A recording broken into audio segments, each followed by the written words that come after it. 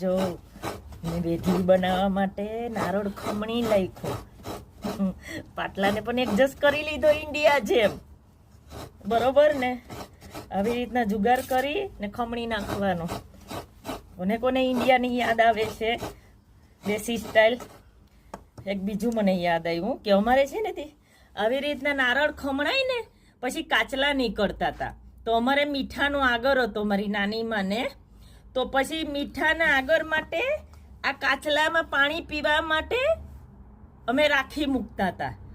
ને આમાંથી જે નારળ નીકળે ને આમાંથી એના માટે બાંધતા હતા. આ તો કોઈ આપે નહીં. એ સમયની વાત કરું છું. પહેલાના જમાનામાં સમય ત્યારે આમાંથી ચોરી લઈ ખોડી ખોડીને ખાતા હતા અમે.